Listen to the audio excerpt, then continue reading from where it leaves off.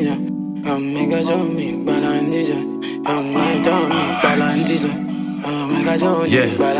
Hey y'all, welcome back to my channel. My name is Shekinah if you're new, and as you can tell by the title, I'm going to be filming a 10 things I didn't know about basic training part 2. So my first video had an overwhelming response. I didn't think anybody was going to watch it. As of right now it has 22,222 views. Y'all, that is insane. I thought it was going to get 900 views at most. Thank you guys for so much support. I figured I'd do a part 2 since you guys like that one so much. Hopefully this doesn't flop. That'd be kind of embarrassing, but let's try to get this video to maybe 100 likes.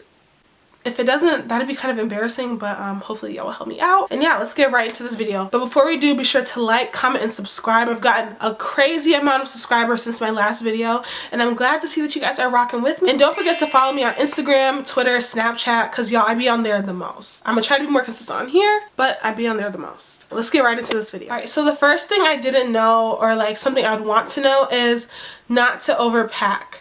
Now most of you know who have been following me for a while, I didn't do much research going into the military. I kind of just, was looking for a way out, packed my bags and left. Do not overpack.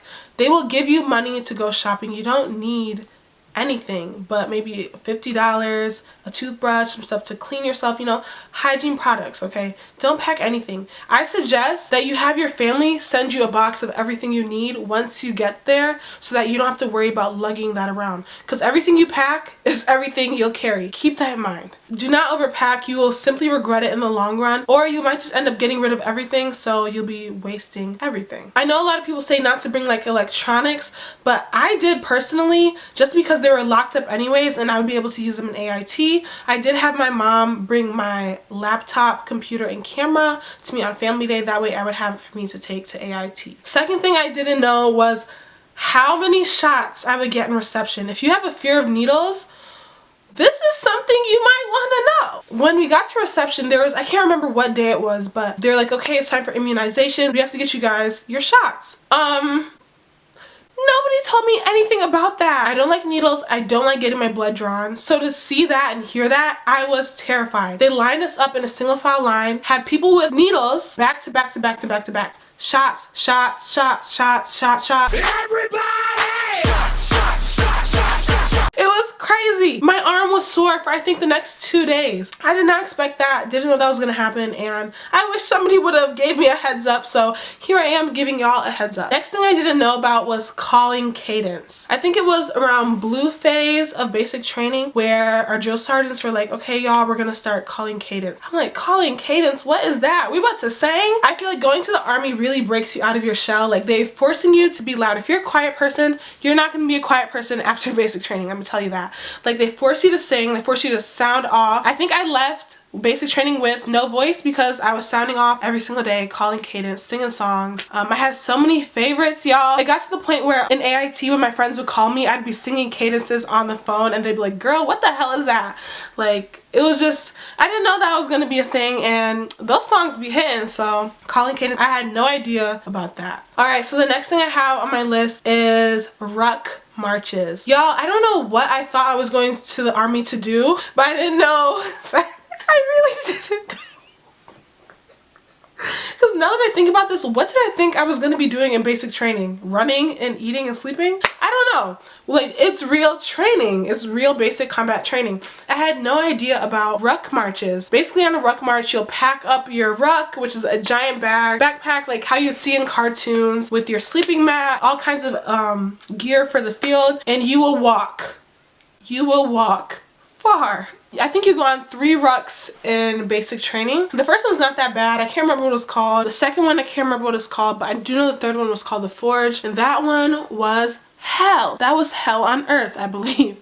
Nothing compared to the Marines. I heard the Marines go through something crazy, but the Forge, it was pretty bad. It was fun, but it was bad. So yeah, I didn't know that we'd be walking for long periods of times. The shoes we had were so uncomfortable. So many girls had blisters. I'm telling you, it was bad. I remember our drill sergeants would pull out a flashlight after every few couple of miles, check on our feet to make sure we had no bad blisters, everything was good. And yeah, ruck marches were something crazy. I think you guys should definitely definitely be prepared for that. They're fun, but tiring. Alright, next thing I didn't know about were battle boos / relationships, marriage contracts, all of that. So many people came into basic training married. I could not believe that. A lot of them left divorced. But I thought that was crazy. I thought it was crazy that people would have like little boos for training. Like, it's not allowed, but it happened. I didn't expect that to happen. Like, it was just wild. And I know some people that have gotten married that I went to basic training with. Like, it's just a wild experience. You never know if that will happen to you. There are people that got broken up with during training. Like, they'd receive a letter from their significant other and it was them breaking up with them, and it was just a very awkward situation all in all. See, I had no idea about any of that. I know, like, when you're married you get more money, I guess. Those contract marriages were crazy. Alright, the next thing I didn't know about was eviction. When your platoon is acting a fool, or if your bay is a mess, your drill sergeant may decide to just evict you and kick you all out. I'm gonna just do a quick little story time. I believe one day we were all up past lights out. The place was a mess, lockers unlocked, showers not clean, stuff everywhere. Our drill sergeant said, hell no. Hell to the no. That's what she said. And she kicked us all out. She kicked us all out. We went downstairs for formation. We stood in formation and she said, you have 5 seconds to bring down this, and that. Could be your bunk beds, pillows, your mattress, your sheets, everything in your wall locker. And we would sleep outside. I don't think we ever slept outside, but we did have all our stuff taken out. We had to go right back upstairs and put it back in. So eviction was horrible. I've heard worse stories from other battles at my unit now. Crazy experience. That's something I knew nothing about. Like, they really violated. Like, it was crazy. Okay, so somebody asked in my last video, what do you do if you're on your period in the middle of something? Do they let you go? Yeah, they kind of have to. It's depending on like your sergeants and stuff. I do know some girls got UTIs because they wouldn't let them use the restroom. Eventually they'll let you go. They will let you handle your business. Like, they're not that cruel. You know, you can use the bathroom. Just keep your OCP uniform has a million pockets. Just keep that thing on you, okay? And you should be good. Like, they let you use the bathroom, they let you do your thing. It's all peaches and cream. So yeah, I know a lot of people don't know about like how that works, being in the army. One thing I do suggest is a diva cup. That's all I'm gonna say, a diva cup. The next thing I didn't know about is obstacle courses. We did so many obstacle courses. That was the most fun thing I've ever done in my whole life, just because like by nature I'm a very competitive person. I like to compete, I like to work out, I like to exercise. It was so fun. We did Fit to Win, and I remember we did like Victory Tower. I know that wasn't an obstacle course, but the way me and my battle reviewer were running through that place trying to get everything done fast, it was a course to us. So I'll insert some clips here so you can kind of see like what we did. Lots of movements, running, climbing, jumping. It was just the most fun thing I've ever done, and I wish I could find some around me because I would love to do that again for fun. Maybe even do some competitions. I love this so much. I had no idea about that stuff. Like, it was so fun. Like, that's probably one of my favorite things. The next thing I didn't know about was how much a toll this would have on your mental health. There was a lot of people there that were troubled. There was a girl who was crazy. She had got recycled into our company, and I remember one day she had put her locks that were meant for her wall locker in a sock and started beating her ankle, just trying to force herself out. Like, you really have to be mentally strong to stay in this environment because it is a lot. I didn't know about buddy watch. It was really suicide watch. They would have some people on fire guard, maybe an extra person or two, walk around somebody's bed to make sure they're not going to harm themselves, always with them.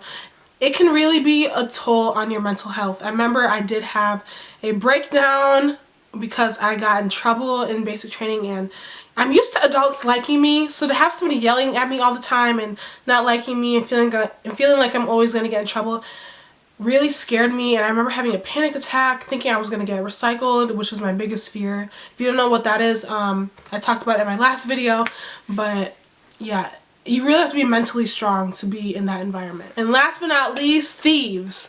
People are thieves, okay? People will steal anything from you. Edge control, your pants, your toothbrush, your toothpaste. They will steal anything they can get their hands on. Always keep eyes on your stuff. Always secure your items. Lock up everything because people will steal. Even someone you think is your closest friend will steal. People steal like crazy. There was a girl who had gotten discharged, medically discharged. We were out doing something. As she was packing her bags, she stole my edge control. A very expensive edge control that my parents sent to me in a package. I have 4C hair. Not everything lays down my edges, okay? And you know we have to keep our hair in a bun. So I was so sick that she stole that from me because I really trusted her. And yeah, people will steal anything they can get their hands on. Just make sure you have everything locked up, secured. Don't share anything. Don't share, because once people know you have it, they'll know they can take it too. So yeah, that is all the advice I have for you guys. Everything I wish I knew. And yeah, thank you guys so much for watching. Let me know if you want a part 3. Let's try to get this to 100 likes. That would be so embarrassing if it didn't get there. And yeah, be sure to like, comment, and subscribe. Please comment. I love reading your guys' comments. And yeah, follow me on Instagram so we can chat on there more. But don't ask me questions I've already answered in previous videos, please, because I will just send you the link. And yeah, that is all for this video. Thanks for watching, and bye. Yeah.